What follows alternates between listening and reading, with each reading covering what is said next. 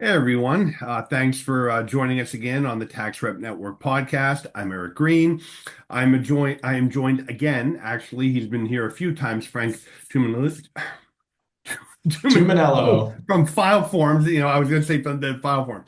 Uh, so Frank is back, and we talked about BOI. We've talked about what was going on with all that, the craziness. Um, Tax season's over, Frank. I know I've started dealing with this with my clients. Just the annual filings, LLCs, S corps. I don't know that people realize that File Forms does all that. I That's mean, right. we kind of got known for BOI, but the reality is you do all of this. And so for these accounts that email me say, "Hey, what do you think about, or who do you, or do you guys do this?" I use file forms. And so I wanted to get into that today, specifically second quarter. There are a lot of states whose filing deadlines I think are coming up.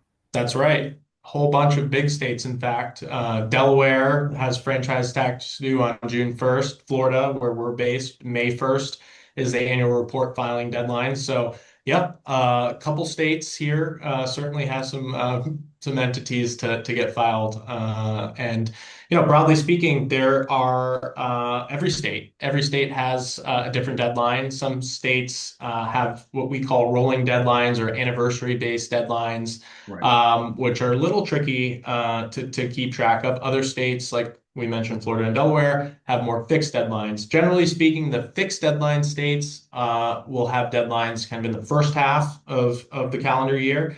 And then obviously the rolling deadline states have anniversary dates, deadlines throughout the year. So it is a little bit of a calendar exercise every year for folks managing clients or a large amount of entities.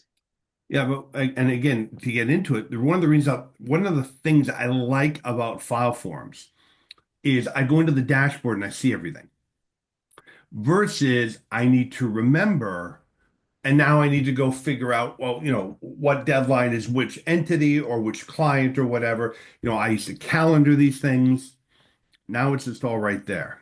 That's Um, right. Yeah. We found really strong product market fit early on because we could resonate with the experience that is the status quo.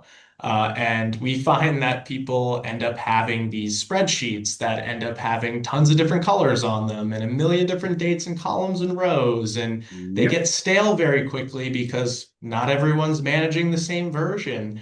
So a lot of times, folks will either be conducting business or running their portfolio or buying real estate. And before you know it, you got 10, 15, 20, hundreds of entities all managed by different vendors in all the different regions and states. And these spreadsheets just get out of hand. They're too hard to manage. And that's where we felt like there was a huge need for a platform, a single place to manage all your state and federal compliance so that it's easy to keep track of all these deadlines with the reminders and notifications to keep you aware of the work that's coming. But we really try to outsource that work so you don't really have to think about it. Well, and you talk about, spreadsheets. For those of us that do a lot of estate planning, and a lot of tax planning, I have entities I've set up in Delaware, but they're doing business in New York and Connecticut. And so now I've got three different states that all have filing deadlines, all different. You might know that a lot of folks use Nevada, right? South Dakota. Again, if you're doing more heavy estate planning, South Dakota, North Dakota were really attractive because they allow dynasty trusts and all of that kind of stuff. So a lot of capital flowed there. Well, you have people with entities there. And they kind of said, "Well, I had a lawyer set it up. I'm sure they're on top of it." Most lawyers don't. I mean, I'll be honest, there's different degrees. It's kind of like a CPA. There are some that, I just do returns. And then there are some that really get into planning and sophisticated, complex stuff. And there's a big, huge range between them. There are some corporate departments where they do everything for their clients. They keep the minutes, for those who have, thinking about public or going public corporations, they keep the minutes, the books, the stock, every transfer is all booked and never. And then you got folks that, oh yeah, that stock book thing, it's in my basement from 30 years ago. right? Do you keep minutes? What are minutes? Right. So you got those people. Um, and so there are lots of folks who kind of assume that everyone else is taking care of this. Oh, my accountant knows all about that. Maybe not, but there's an opportunity for the CPAs, and that's one of the other reasons I wanted to get you on, because for the CPAs that now have just met with their clients, and I've been talking about, hey, reasonable comp, S corp, LLC conversions, all that stuff. This is another opportunity, one, to make sure your client doesn't fuck everything up. Let's just be blunt. Two, there's an opportunity to get paid simply by making sure that they're with file forms. Either you can do the stuff through file forms, or you can just offload it That's and right. say, hey, file forms, here's client, meet file forms, right? And they can, you guys can take care of all of that. But for folks listening, what is an annual report? You and I talk about you have an annual report. What is that? Is that like an audit? I mean, can you explain to the folks listening who don't know what we're 100%. talking about? 100%. We let's take it a step back. When you initially form an entity in a state, you mentioned Delaware, very very popular state to form. That is giving your company the initial registration at that formation jurisdiction. So a lot of people will form in Delaware. Now they're going to have to file in Delaware every single year because if information changes for that business, say the ownership changes, or the name of the company changes, or the address changes, for example, now that business will have to let the state know that, they have a registered agent that they can receive mail. It's a publicly listed address. That's part of that initial process of forming. You disclose the information on the business, you elect a registered agent, which is a publicly listed address. And now that business gets formed. Now, every year going forward, that business will have to file an annual report with that jurisdiction, and that gives the state the most current information on that business. Now, as your business expands beyond that initial state of formation, it basically has to go incorporate at that new state that it's operating in. And how does it do that? It does so by filing what's called a foreign qualification. Now, that foreign qualification is pretty similar to kind of the formation process because it also does require a registered agent address. Now, that registered agent address plus now the go forward annual report requirement is something that is pretty omnipresent state to state with very few exceptions. And effectively, the registered agent is going to be a publicly listed address in that local jurisdiction where you are going to be able to collect mail, legal notices, service of process in that local state. And that's required. That's not something that's optional.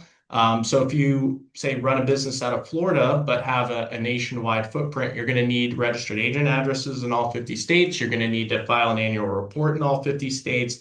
You're going to have to foreign qualify initially in all those states. So there's quite a lot of requirements to maintain compliance at the state level. And if you don't file these things on time, the penalties are quite significant. And as we mentioned previously, the deadlines vary state to state, which is the perfect use case for technology. So you don't have to continuously keep track of these things. The unfortunate part is none of these state portals talk to each other. So there's this need to go literally to each state's clunky portal to file this information each year.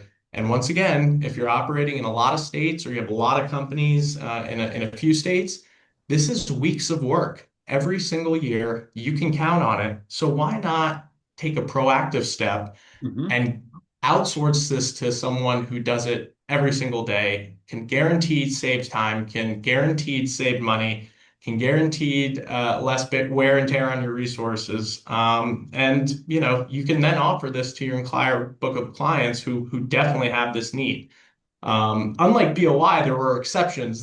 There are no exceptions. No, and for an annual report, just for the folks listening, because I know a lot of CPAs, a lot of VAs are thinking, all right, well, the financials, what if we're not together? That's not the annual report. Like the annual report for Green and Scholars LLC, they want to know who the members are, correct, confirm the address, our home address. We have a statutory agent, which happens to be me. And that's it. I mean, that's really about the report, and there's a small fee, depending what state you're in. That's it. But if you don't do that, first of all, they can revoke the entity. I've had clients where we're dealing with the IRS only to have the IRS come back and say that entity was revoked 3 years ago. And I'll look at them and say, haven't you been filing your annual reports? They're like, what's that? Yep. So the We answer would see be it all the no. time. We Right. see folks come to us, we want to file for the present year, and we have to circle back to them and let them know you haven't filed in the last 3 years and your company has actually been dissoluted, which is a huge issue because sometimes folks are at the cusp of raising capital or doing a big transaction or getting a bank loan or something like that. And good standing is really what's going to allow you to accomplish these things for your business. So We're selling a it's Ferrari. exactly. Yep. You can be shifting mindsets pretty significantly from, oh my gosh, we're in growth mode to, oh, we got to go do a bunch of housekeeping to allow us to get back to growth mode. So Right. why not stay on track the whole step of the way? So I have a client of mine in another state calls me up, um, and says, I need you to set up a Texas LLC by tomorrow. Like you're now doing work in Texas? No, but do you remember when Ferrari came out years ago with the last true turbo, it's the aspirated engine or whatever? I'm not a Of car. course. Yeah. And I said, It's a piece of art. I'm like, there's a Ferrari dealer right by where you live. Go get one. And he said, no, no, no, no. They're gone. Each of them only got two. The guy in Houston or wherever has one, but he can only sell it within his geographic range. I need a Texas LLC by tomorrow. And so we set it up. Now paid 400 for it. He just sold it for 1.6 million. Wow. The entity was defunct. The buyer, it starts balking, saying, your company's defunct. You can't sell this.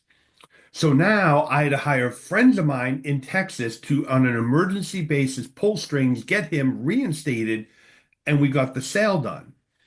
But I have to tell you, he had now had legal fees with the attorneys in Texas. I didn't charge him anything. He's a friend of mine. But I'd say he spent probably about 7 or 8 thousand getting everything straightened up to do the deal. Now he still made 1.6 million, but the bottom line is, if you're raising capital, or I got to be honest with you, even if you go to close down, if you have not filed in Connecticut, they're not going to let you dissolve it. You Right. make all that up with the late fees. Um, no, it is a big deal, and I'm willing to bet for the accountants listening to this, if you think about it, how many of your clients do you think are actually on top of this? More than that, I'd say, do any of you think more than 10% are on top of this?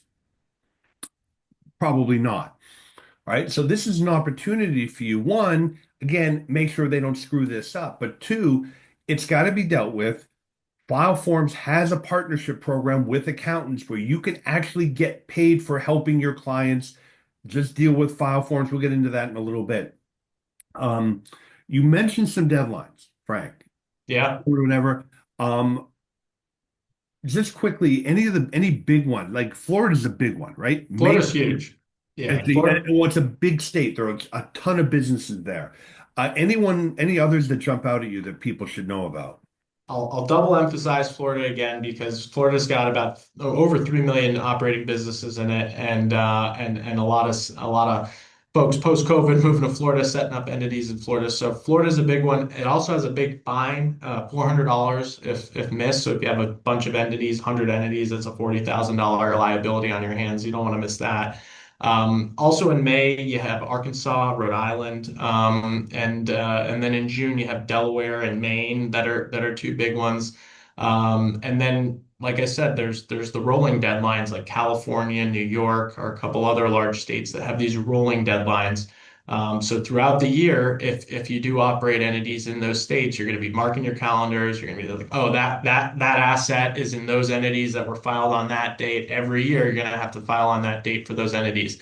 There's an alternative. You can simply put your compliance on autopilot. Our software can actually track all those deadlines for you so that you don't have to be calendaring these things out every single year. Yeah. So that really makes a huge difference for a lot of folks. But yeah, in the next, I would say right now is filing season, and then post June 1, they'll continuously be filing, but those big states do stand out pretty significantly.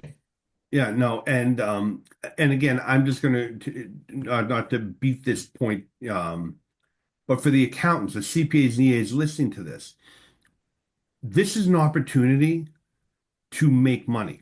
All right, and I'm putting on my entrepreneurial hat. If you look through who has LLCs, S corps, all right, and if you have C corps still in your clients. Of course, there are people who probably should be, no one should be a sole proprietor anymore. So you may have people who should be LLCs. You add all that up and you reach out to them, say, who is doing your annual report? Do you want us to help you with this? We work with the partner file forms. They will calendar, they will do this automatically. You don't want to get fined. You don't want this thing to go defunct because you'll find out when you get sued.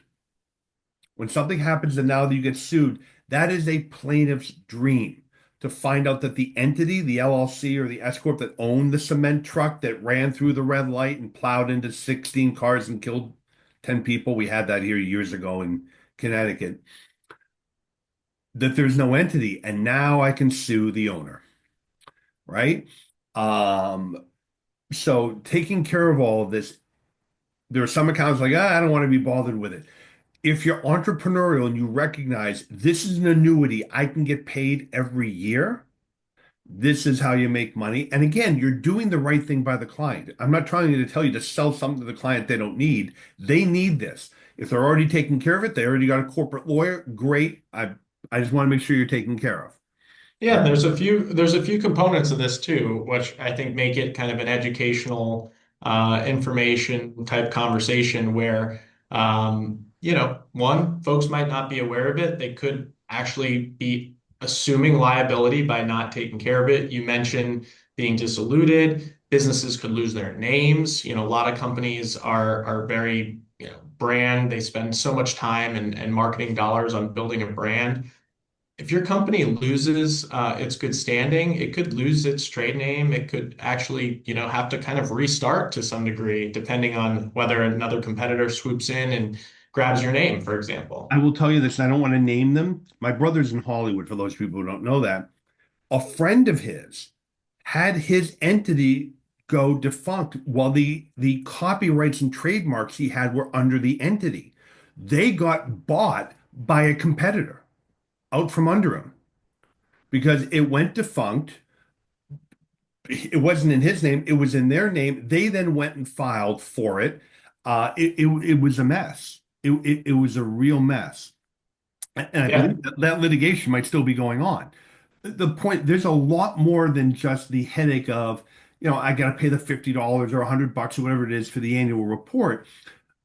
You have this legal entity, everything that it owns, every contract that it has signed, all of that stuff is now on the line. Um, I have a question for you, Frank, and I want to ask you this. What do you think about Delaware?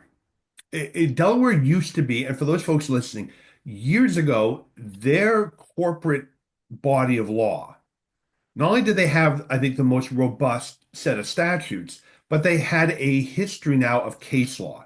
So it was viewed as it was comforting for investors because they knew what they were getting. We know what Delaware is going to do. We get it. We understand how they treat multi different level shares of stock or whatever it is you were doing. Are you still so hype on Delaware, or is that kind of just, they're just riding on their reputation? I think Delaware is pretty expensive to incorporate in, generally speaking, relative to other states. If you're a corporation in Delaware, that actually requires, above and beyond what typically other states do require.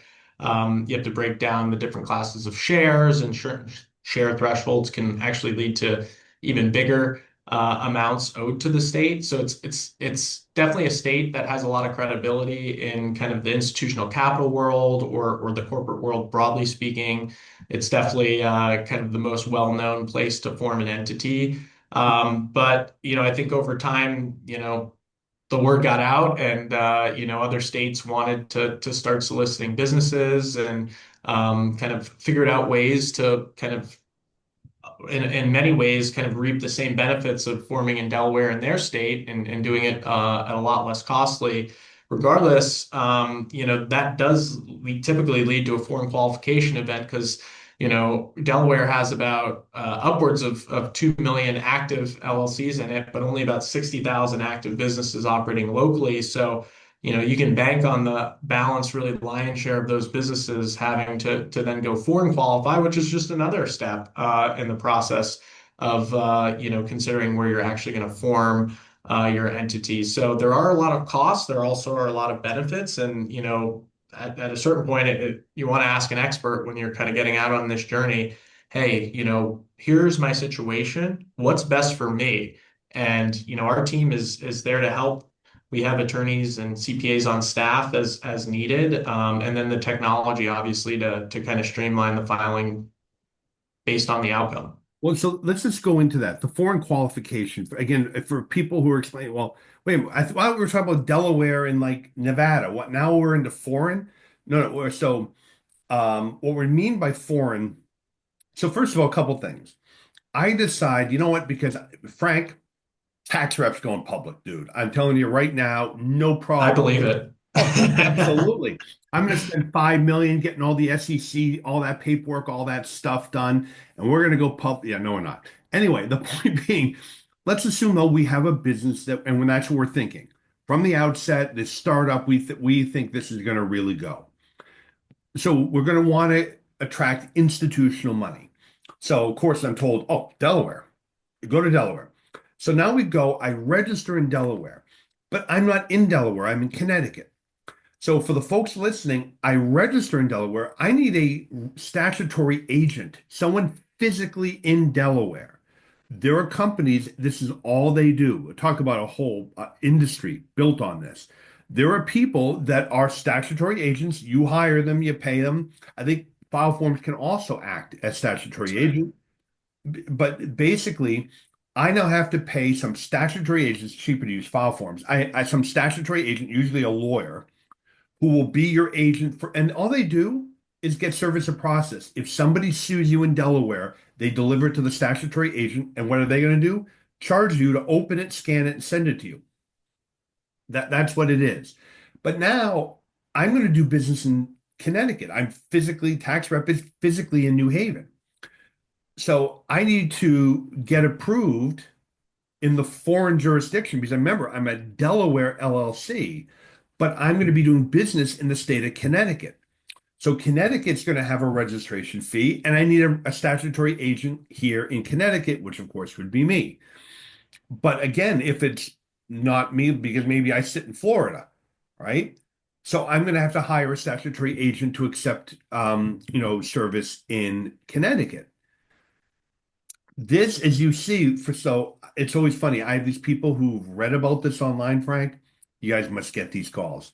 And they're going to have the next Amazon, no doubt. It's such a killer idea. And they got to register in all 50 states. And they're going to, all this big, and you start adding up the cost.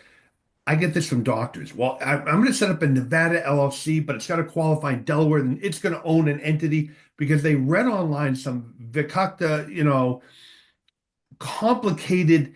And I said, all right, time out. Why don't we see if the idea even has legs first? We can set you up in an LLC here. All right. And if this gets going, as you're, you know why? Because now you're making money. If you're making money and you're going to move and start doing business in New York, well, now it's a no-brainer. Of course, we're going to spend the money in New York because we're making money, right? And let's kind of take this one step at a time. The one exception I could think of is big public companies that are going to spin off like a sub. They're already doing business everywhere. They're going to just register them in all 50 states and be done with it. But for folks looking at this can get very expensive. It can get very complicated. And your client, who's very caught up in the being the entrepreneurial frenzy, sometimes overlooks this stuff. I've had people I found out they're doing business for 10 years, and I said, well, where's your registration in New York? I looked and I don't see it. And they're like, well, we registered in Delaware. Yeah, but did you register in New York? No. Do you pay sales tax in New York? No. Like, okay, we have a problem. Now we love problems at Green and Splars, but anyway, yeah, no, it gets crazy. So And for another, I just want to double click on one thing, Eric. A lot of folks working from home this day and age, a lot of folks using their home address as their business address. That's, you know, bad an idea. approach. It's maybe not the most pragmatic approach because a lot of people don't realize their home address is now exposed.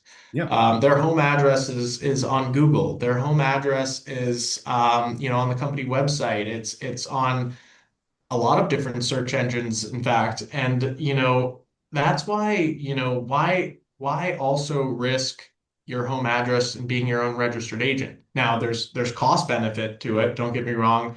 You can be your own registered agent in that local state, but is that cost savings of less than a few $100s worth exposing your home address to the public? As an attorney, I can assure you it's not. If somebody called me, I'd be like, spend the $200 or whatever it is and have the resident agent use their address.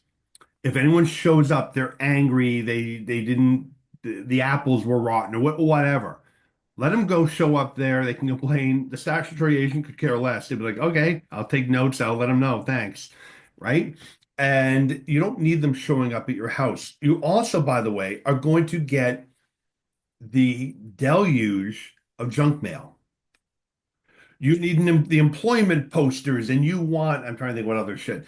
Um, a certificate of, a certified copy of your LLC articles of organization. I don't know who actually wants to take this stuff and frame it, but they're going to try to sell it to you for $150, Yep. whatever. All that stuff, let it go to their office. Yep. That's my feeling. Um, the so let's talk about this. You mentioned filing season. Now, to accountants, filing season just ended, Right. but for annual reports and stuff, we are getting into filing season. And for the rolling states, it never ends. It just goes year round. Um, is there a best time to streamline your agent relationship? To kind of, I have my thoughts on this, or let me put it a different way. Isn't this a good time of year for the accountants? They're now coming off of hopefully a few days of vacation, knowing their deadlines coming up. To me, this is a great time. This is why I wanted you on to get your arms around this for your clients. And now, again, build an entire revenue stream with the partnership. But if nothing else, it's a good time to at least remind your clients that they need to deal with this. Definitely. And we provide as folks that worked with us on the beneficial ownership information reporting, we provide everything clients need um, for you to share with them. So we like to say we give our partners a bear hug because we give them the tools, the technology, the email copy, the templates, the social media assets, and our time and access to our schedules in order for you to educate your clients of what they need to know to keep their businesses on track, avoid a lot of these issues that we're speaking about here in the open today, so that folks can learn from the mistakes that have been made in the past. But we can effectively, give you everything you need to educate your clients, and then allow them to click a button to get compliant, get the support from our team without draining your time and resources, but really building that trust with your clients, because I think you're going to see there's going to be a lot of light bulb moments out there where clients are going to be like, "Thank you so much for getting me back on track," and they're going to save a bunch of time doing it.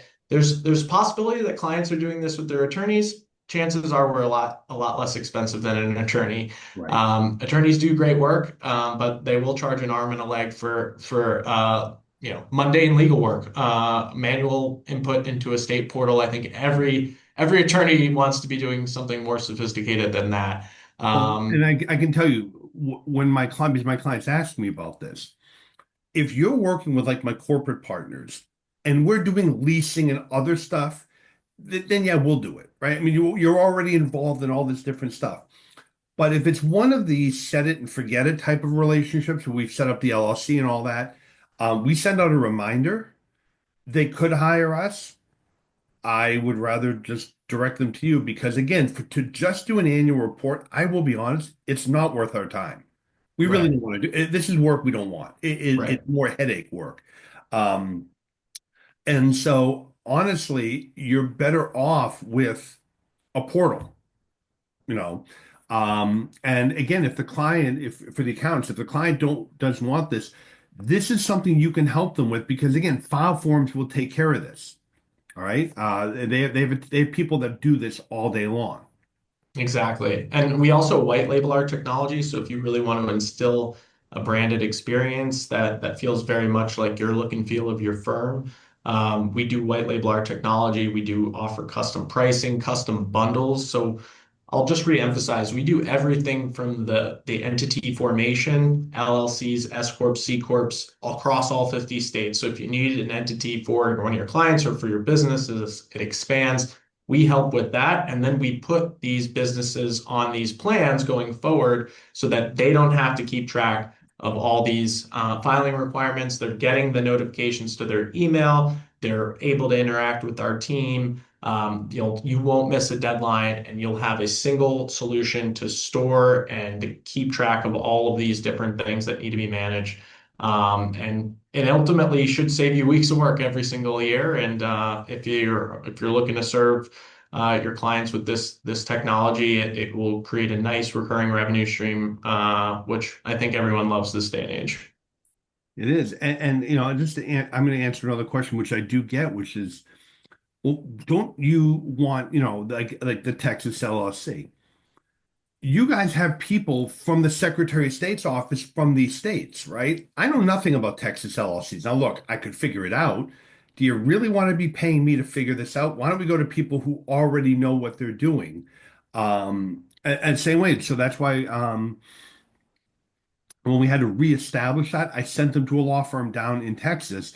Whereas today, if I had to do that today, you guys have somebody, that's what they do, right? Exactly. And we can get these things done expedited. A lot of times when it comes time to do a transaction, you need an LLC in short order. We can help with that. We thrive in situations like that, in fact. And folks will get to that point where they need a solution. They need to no longer do this internally. It gets out of hand, and that's where we really step up and make a big difference. I think CPAs for maybe quite some time have avoided offering this service, and it might be time to actually start providing this service because now you can in a way that's not going to require you to hire seasonal staff, or is not going to require you to pull your hair out right after 415 deadlines. I'd be curious actually how CPAs approach this, those that do. To me, it makes sense to try to get these things done all in one fair swoop during tax season, but I think a lot of folks refuse to do so. But maybe there's a reason to rethink that approach now that Well, things have been made easier. well, to get into that, a few years ago, if the accountants were going to have to go find the forms online, do it through these crappy state portals, I think what you would get from them is they're starting to wander into the practice of law, a Hmm. little nervous, but two, it's the last thing they need to add to their tax season morass. Now, with the portal, with the automation, combine that with the automation you can do in your tax practice, automated bookkeeping, Listio's automated tax organizer, Gruntworks that automates the completion of the return. In that scenario, if for the accountants that have really embraced the technology and built the leverage, you would want to absolutely do this at the same time. I'm already reaching out to my clients. Fuck doing it twice. We're doing it once. And by the way, while we're getting all your tax stuff, confirm this information is correct so we can file your annual report and just take care of that. Right? Yeah. And I just And, want and to I here's just want to the bill for the emphasize extra fee. that's it. I mean, that's the thing is I just want to emphasize how easy we can make it because a lot of folks do have all of their client names, all of their client addresses, all of their client contact information in either a spreadsheet or in their tax prep software or in their client relationship management system. You can literally export that into a sheet, send that to our team. We will upload it into our portal. It will be a portal that you're granted access to. All of your client information will be there, and it will push a link direct to your client, and they can click, see their information pre-populated from their previous annual report, update any information that might have changed, swipe with the credit card to check out, and they're compliant for the next year. Now, going forward, they'll get a reminder 120 days before the next deadline. They'll get reminders until they file, leading up to that deadline. And think about all you just accomplished in just a quick 2-minute upload with a notification sent out. Now your clients are on autopilot. You've consolidated invoicing, you've consolidated the vendors that they're managing across all 50 states. You have everything in one simple place to keep it easy. And you've now created a recurring revenue stream for your firm while saving your clients hours of time. I mean, does it get much better than that? I'm not sure. But No, in fact, Frank, one of the things that my team asked me about is we want to record some of this for the tax rep members area to actually show them how easy this is because I wish we had it 20 years ago. I mean, I remember doing this stuff when I was really starting my practice. I'm setting up single member LLCs, all this stuff, and you'd have to go get the forms. We'd have to type the forms because there was no PDF, yeah, Adobe Filler, and I had a typewriter. All right. The old fashioned, times have and they kept changed. it just for stock certificates and for filing these stupid forms. Yep. Um, Yep. Exactly right. And we've seen that. We've actually seen people say, wow, if we had this technology when we started our firm, our practice would be 3, 4 times as large because, when you send someone else, when someone comes to you and say, hey, I'm trying to start a business, I'm looking to form an entity, and your first step is to send them somewhere else, that doesn't make any sense. You're working hard every single day to build a brand, build a reputation, build a network. Why are you going to go send them somewhere else where they could potentially go to an attorney and that attorney introduces them to another CPA or an accountant? Next thing you know, you just lost that business. Now you can offer them that experience without having to bear the burden of time or making decisions that you're not comfortable with. Our team will walk them through that entity formation process using our technology. And then ultimately from there, you have that client relationship forever. So this is just as much of a lead generation and new business that development tool as it is for maintaining their current book of clients.